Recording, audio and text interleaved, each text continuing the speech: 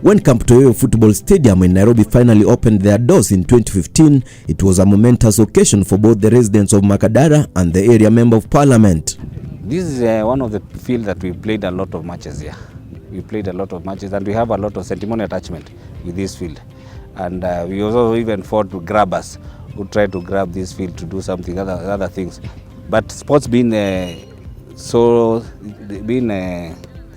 thing, especially in our estate. If you don't play soccer, maybe you are doing boxing or something, but you have to do something else and even jail as a community. It brings people together and even shun those other things like tribalism and which are the ills of the society. So the society, especially Nairobi, they know this field. So that's why we said we need to beat it better. But it's not even my idea per se, but it's based on the needs of the people of Makadara. That is what they wanted. Mine was to supervise and see that we implement the project and we make sure that we get value for our money. The stadium, whose renovation was facilitated by the Constituency Development Fund under Honorable Mutura, has changed life in Jericho Estate. Very costly project. It is. We spend over 70 million, but the turf itself is spent 50 million. But the same turf. This is the same standard, and it's a FIFA compliant. Kisumu, which is we can be able to make comparison with the Kisumu Stadium. Kisumu Stadium is spent 100 million, so we spent half of what Kisumu Stadium spent. But we don't look at the money in this aspect, because money at times can just put you off. But you just look at what is the potential. There is a lot of potential. Currently now we are going 2 years down the line. We will manage to raise like 8 million through the income that people have for the teams which are paying.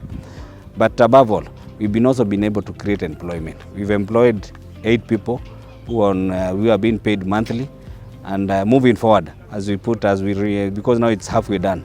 As we make it a proper stadium, we know we are going to employ more than even 20 people on full-time basis. Naitwa Makadara Sylvia, I'm one of the employees hapa. And kitu nasema ni ati tangu inception ya kiwanja watu wamegain sana, especially my youth. Ime create opportunities, rather watu kuna talents.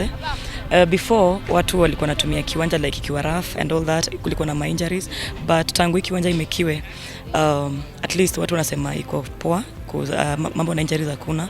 And then pia ime create job opportunities kwa watu kama sisi. Tulikuwa tu tuna hang around mtaani. Tulicheza kama kuna hizi vidudu mnaona watoto wakiwekewa maji kwa mguu, ilikuwa inakupata kwa hii kiwanja. Sasa hii tunajivunia watu ya sini. Yetu hatungekuwa hapa kama hii ground ingekuwa hivi.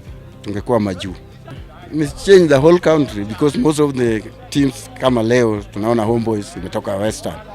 It's now coming to play because of the condition of the ground.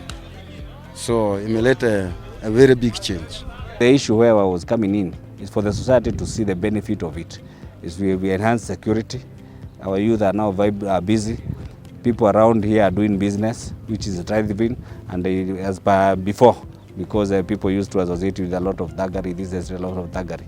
So at least we've seen that even the community, not necessarily even those who are not playing, but those who are also doing business, they can be able to feel there is an impact, there is a change. Apart from the social impacts of the new stadium, economic impacts have also been realized, with small businesses benefiting from the facility. Mimi kwa majina naitwa Dalila Achieng Ouma, lakini jina mtaani naitwa Pam. Mama Ice. Kwa kiwanja hii inajulikana kama Mama Ice. Hii kiwanja kwa kusema ukweli ndio inafanya nakula na kunywa.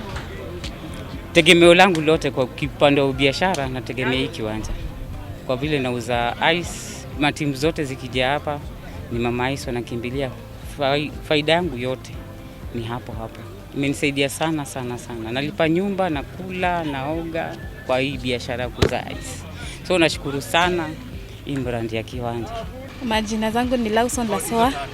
Natengeneza fresh juice za matunda fresh, na hii kiwanja tangu nianze kuja kwa hii kiwanja imenisaidia kwa sababu napata wateja na inanisaidia kwa maisha yangu ya hapo kwa nyumba. The grounds, once rugged and dusty, were the hunting grounds for top football talents in the 80s and 90s.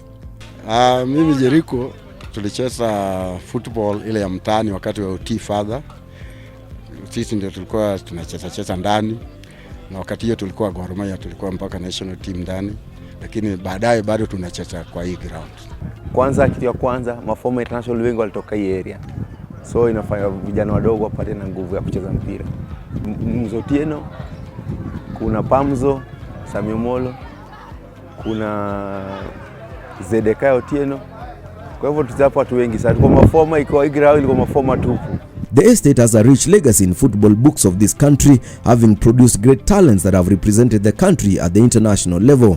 This legacy of Toyoyo being the home of football talents, men say will continue with the new grounds. Tunaweza sema this year tumekuwa lucky, watu team kama za nje zimekam kutrain hapa. Uganda walitrain hapa ile siku walikuwa na game, and then pia kuna hii team nyingine Kongo pia walitrain hapa, and then through that walikuwa watu wanakam kuangalia wakitrain. Hiyo pia ni moral kwa youth hapa hivyo kwetu. Pia kuna venye pia mayouth hapa hivyo wameget kupata team zingine wamekuja from hapa hivyo, wamekuja from hapa. Tuna ma players kama All Stars wengi sasa hivi wanachezea KPL through wamepatikana tu kwa hii kiwanja. So tunaweza sema at least hii kiwanja, at least mayouth wana go places through hii kiwanja.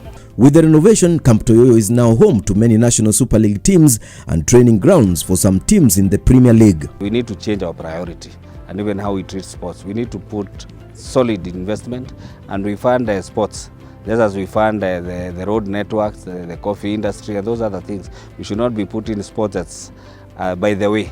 We need solid foundation, solid structures, so that we can be able to improve, and sports will be able to get results. Maybe not immediately, but with time we'll be able to reap the benefit of solid investment through our sportsmen.